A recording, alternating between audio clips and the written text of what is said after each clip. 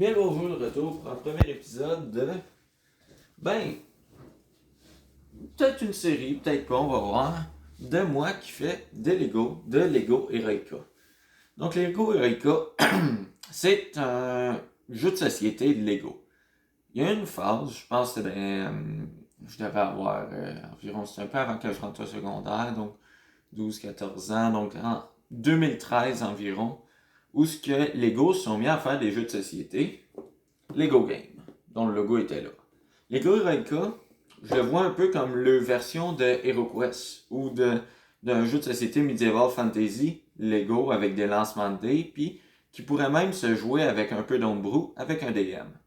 Donc, le jeu venait avec ici les grottes de Natus, qui était la deuxième ou troisième boîte, qui a été remplacée plus tard par Ilion, à cause qu'il y avait un voleur, il considérait ça malsain pour les enfants, que quand ils tuent avec le voleur, ils gagnent une pièce d'or supplémentaire, s'ils pognaient le bouclier sur le dé. Je vous explique ça un peu plus tard. Donc, en gros, les grottes de Natuse, c'était une carte. Toutes les cartes pouvaient s'agencer entre eux autres. Je ne sais pas si on peut le voir, si on met le manuel. Ça, c'est une bande dessinée. Puis à l'endos, on a la carte du jeu si on l'agence avec les autres. Donc ici, on a Draidobé, qui est le premier, Waldurk, qui est la forêt, et on a Fortan aussi, qui est le château, avec les grottes de la nature. Donc on pouvait toutes les assembler ensemble ou faire juste un donjon comme ici. J'ai acheté ce set-là pour 10$ usagé à quelqu'un.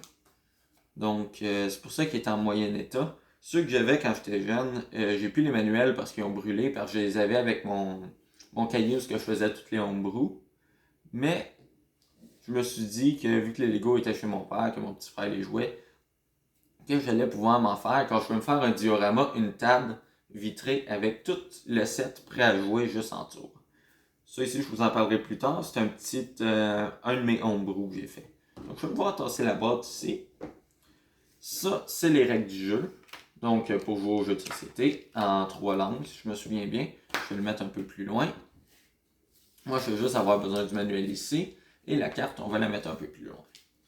Donc, je vais commencer à monter ça. Pour le dé, on veut qu'il soit balancé, donc on met ça d'un côté, le 1 de l'autre bord, les têtes de mort, on en met une là. Est-ce qu'on met une tête de mort à l'opposé? Non. À l'opposé, on met une épée. Quoique eux autres, ils les mettent une à côté de l'autre. Ouais. Faut qu'on les mette à l'opposé. Tête de mort. Ça ferait plus de sens que c'est pas comme un dé normal. Non, il fallait mettre une à côté de l'autre. Épée. Tête de mort. Épée. Donc ça, c'est un dé Lego. On peut avancer comme qu'on veut. On va voir ce que je pogne. Ah, vous l'avez pas vu, mais j'ai pogné 1-1. Ça commence bien. Donc, on a besoin d'une plaque ici. Une pièce comme ça. Donc, le jeu était fait pour être modulaire. Il y avait même une extension que j'ai jamais eue, que tu pouvais ramasser. Qui, elle, dans le fond, c'était une boîte qui te permettait de tout déplacer plus facilement. Mais quand tu t'en servais, il fallait enlever les décors. Comme admettons cette pièce-là, on aurait enlevé ça ici, puis c'était tout rangé comme ça dans la boîte. Je ne l'ai jamais eu parce que j'ai joué à la maison. Donc ça, on en fait 2.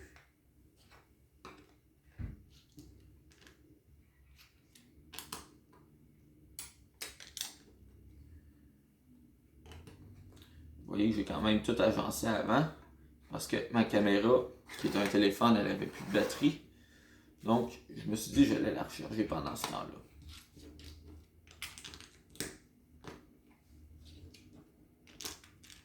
J'aime bien le petit côté mosaïque qu'il y a à toutes les pièces.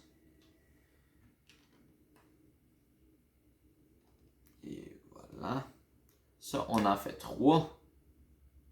Il y a un problème. Non, il ne manque pas de pièces, c'est bon. Je commence à être inquiet. Parce que celle qui me l'a acheté, elle m'a dit qu'elle les avait toutes comptées. Mais moi, je ne les ai pas recomptées.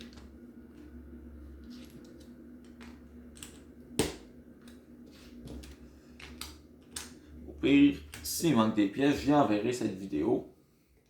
Et elle verra que ben, il manquait des morceaux. Oh non, ça c'était sur une case comme ça ici. Souci du détail.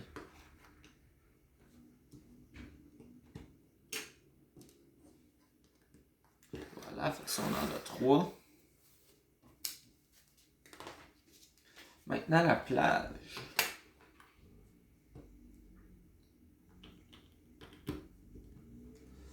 Ça c'est une comme ça ici.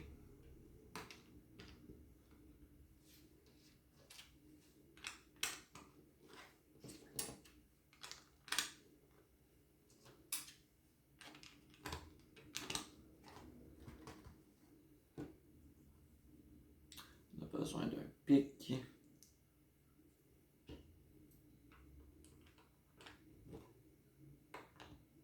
Et voilà. Donc c'est tout pour la plage. Le morceau principal. Donc, on a besoin de ces deux-là.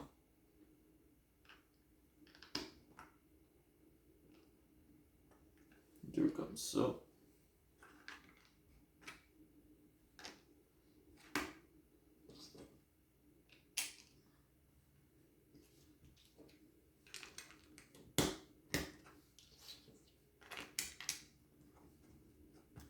Des petits pinouches grises.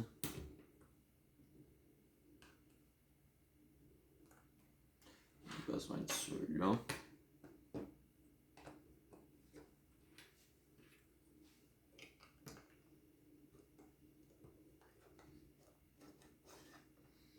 Ok.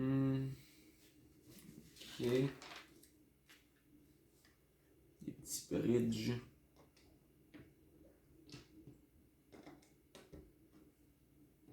Des dents.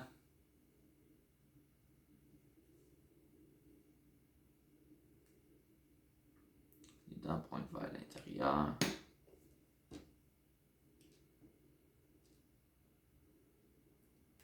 Oh, voilà.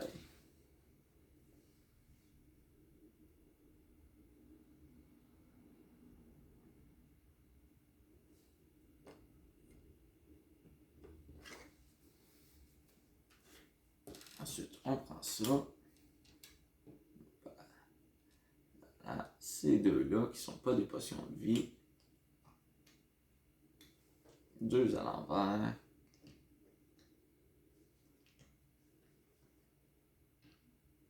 Trou.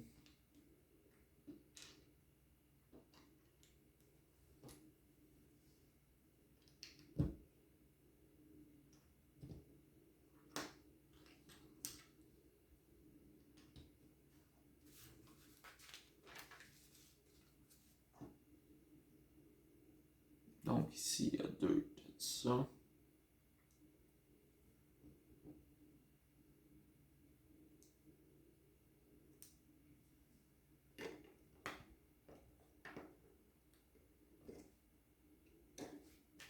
Les oreilles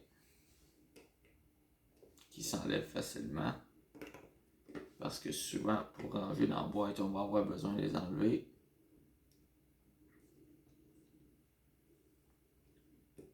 Et voilà, on a la chambre principale. Maintenant, petit bridge noir. Ça, on en fait 3, parfait. Comme ça.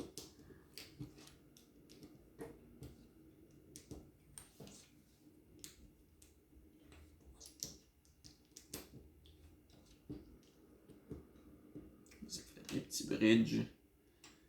Ensuite, on a le two-step qui sert à connecter les jeux ensemble. Des plus longs, on en fait 3.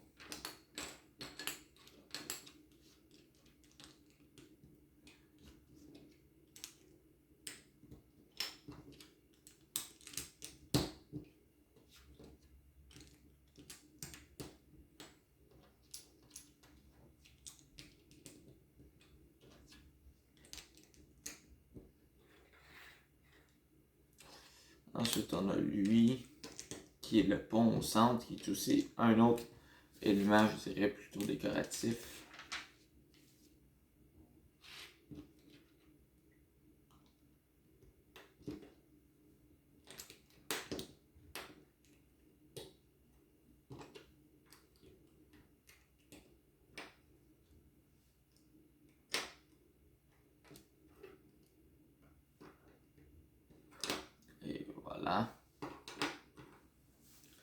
Maintenant, on fait les places de vie des persos.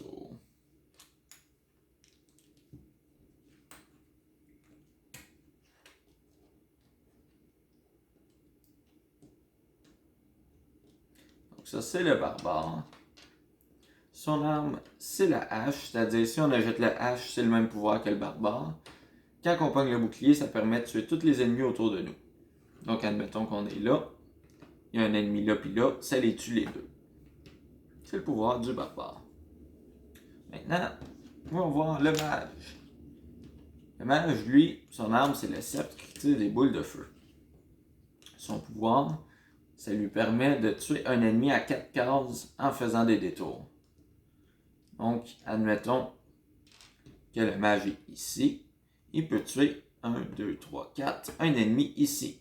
S'il pogne un bouclier sur le dé. Ensuite, on a le voleur. Le voleur, lui, son pouvoir, c'est le même que la dague. Ça lui permet de tuer, quand il pogne un bouclier en tuant un ennemi, ça lui permet de gagner une pièce d'or. Ce qui est très pratique pour faire de l'argent. Et donc pour acheter les autres armes et les autres pouvoirs, parce que ça coûte 3 pièces d'or pour acheter une autre arme. Maintenant, le magasin. C'est là qu'on achète les armes. Donc, ils ne sont pas dans le même ordre que moi j'avais tendance à les mettre. On va commencer par mettre là. Moi, si je me souviens bien, je les mettais en ordre de pouvoir. Donc, en premier, je mettais la hache, qui donne le pouvoir du barbare. L'épée, qui permet d'avancer de 1 et tuer un ennemi qui est devant soi. Après l'épée, ce serait les deux. Non, les deux dagues, je terminais avec. Donc, l'arc, qui permet de tuer un ennemi à 7 cases en ligne droite. Le bâton de boule de feu, comme le mage, c'est une arme à distance, mais qui permet de tuer à 4 cases en se déplaçant. Le sceptre, ça permet de guérir 2 points de vie quand on pogne le bouclier. Et les dagues, pour ceux qui en ont 2, c'est parce que c'est le même pouvoir que le voleur. Moi, j'avais rajouté le fusil. C'était un petit fusil qui permettait de tuer en ligne droite aussi loin que tu veux. Donc, parfait. Ensuite, on a le sceptre. J'ai oublié le pouvoir du sceptre. On va pouvoir aller le voir ensemble. Donc, le livre de règles. Le sceptre. Spectre of Summoning. On va aller le chercher en français. Au lieu que je le traduise mal. Le sceptre est une puissante relique. Il peut être conservé d'une mission à l'autre ou vendu pour 2 coupes d'or. Le joueur qui obtient bouclier au dé de son tour peut utiliser le sceptre pour prendre un monstre vécu sur la base du héros adverse et le remplacer sur n'importe quelle case libre du plateau au lieu de se déplacer normalement.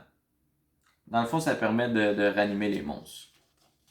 Je vois pas l'intérêt à part avec le voleur de pouvoir le tuer puis se refaire de l'or. La potion de vie, quand on la boit, c'est quand on veut, elle redonne 2 points de vie. La potion de vitesse, quand on la boit, elle nous permet d'avancer de 4 cases. Ensuite, qu'est-ce qu'on a d'autre? On a les rochers. Les rochers, j'ai trouvé chiants, mais niveau histoire, ils sont le fun. Dans le fond, ils nous empêchent d'avancer et il faut faire un lancer de dés pour déterminer si on réussit à le détruire en se faisant mal ou justement si on échoue tout simplement. C'est une particularité des grottes de Natuze. Qu'est-ce qu'on a d'autre? On a des boîtes qui peuvent être piégées ou contenir de l'or. Donc quand on l'ouvre, si on le désire, on lance un dé. Dans les grottes de Natuze, on avance de 1 de moins de vitesse. C'est à ça qu'ils servent les torches. Parce qu'il fait noir dans les grottes. Mais une fois qu'on utilise une torche, on peut récupérer notre vitesse normale.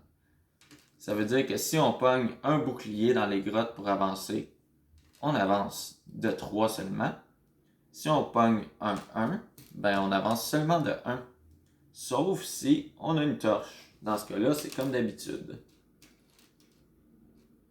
On a une flamme de trop. Qu'est-ce qu'on a d'autre? Les chauves-souris. C'est des ennemis qui ont 1 point de vie. comme tous les ennemis, et qui font un dommage. Pourquoi j'ai précisé les points de vie? C'est parce que j'avais fait des homebrew, c'est que les ennemis avaient plusieurs points de vie. J'en avais trouvé sur internet aussi.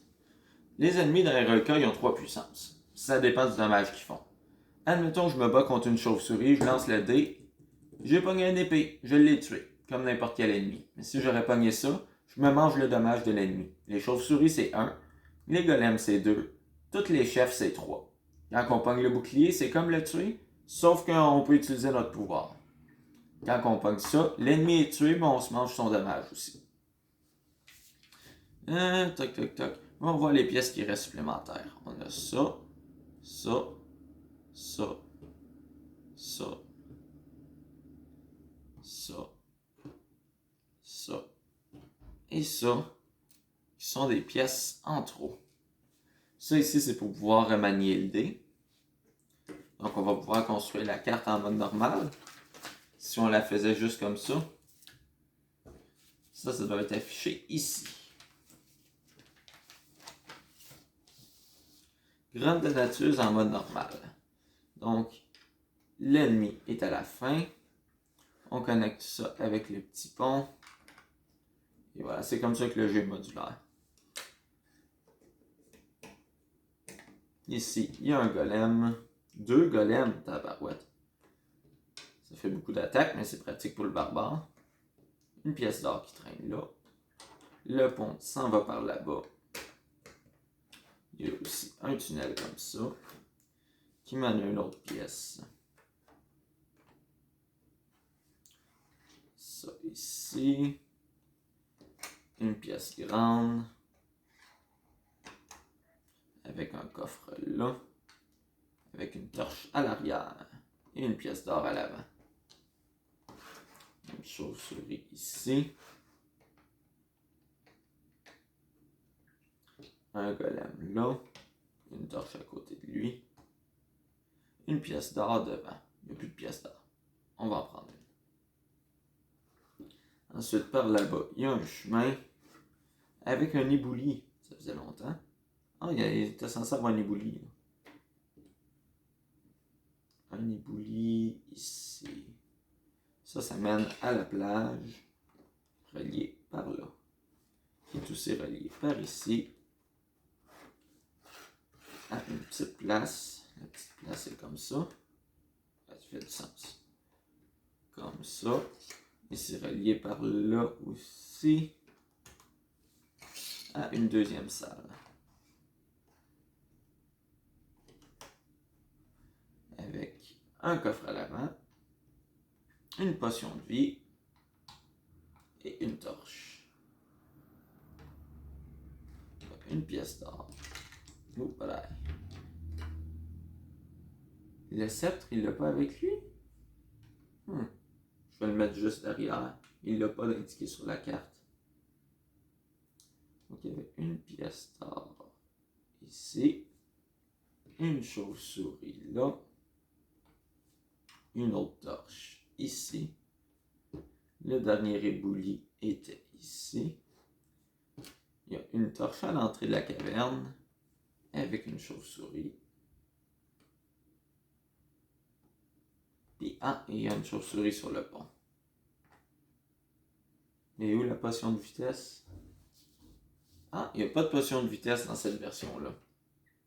Moi, je serais tenté de la mettre. Mais à côté du boss, ça ne servira plus. Tic, tic, tic, tic. Les héros, ils commencent juste là. Où est-ce que je pourrais mettre? Je peux la mettre là. S'il continue après. Le magasin, on peut s'en servir quand on veut. On lance le dé et on peut jouer. Aussi simple que ça. Le bateau, c'est un homebrew que j'avais fait. Vous voyez, c'est des personnages d'un autre jeu que j'avais échangé dans l'autobus en temps. Le bateau, dans le fond, il y a 3 points de vie. 1 point de vie, 2 points de vie, 3 points de vie et 4 points de vie, il coule. Donc, une fois que le bateau est endommagé, dans le fond, au début de la mission, ça permet au héros d'avoir la mission de retrouver les morceaux. C'est sûr, ce point de vie-là, il faut qu'il répare le bateau. Ça pourrait être un mât qui se rend quelque part sur la carte. Puis leur but, c'est de le ramener au bateau pour le ramener ici. Ça, c'est de l'armure, donc des plumes comme ça. Ça peut être aussi caché un peu partout sur la carte, puis ça permettrait de refaire les points de vie du bateau. Les canons, dans le fond, je m'en servirais, je dirais, admettons, ben toi, tu peux te mettre sur le canon, toi, tu te mets sur le canon, puis vous tirez. Ça remplace pour le combat sur le bateau, puis on pourrait mettre des ennemis qui embarquent en même temps, puis qui font du combat.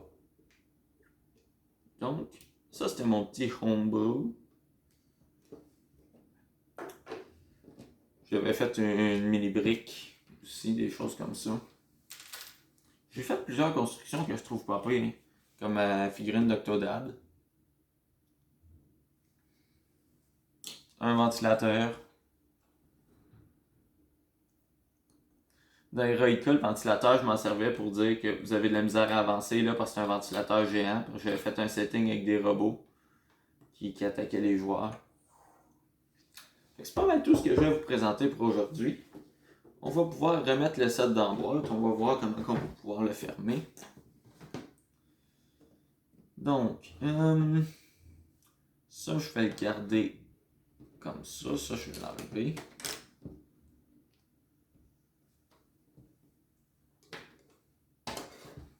On va voir ça. Hop. Je vais le mettre de même.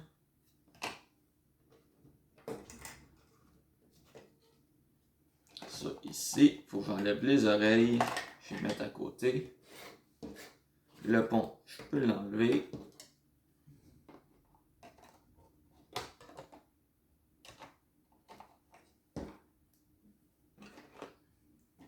Et voilà, quasiment prêt à jouer. On met les persos dedans. Le dé, l'acrobat, les pièces supplémentaires. Et j'ai oublié de mettre les manuels en premier, pour pas qu'ils s'endommagent. On a juste à ressortir ça.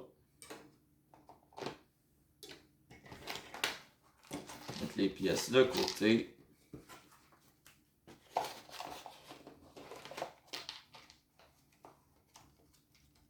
Et voilà, là on peut les remettre.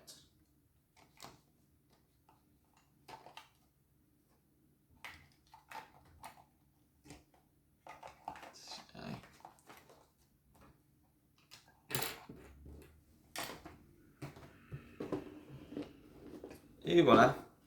Ben, je vous souhaite une excellente fin de journée. À la prochaine!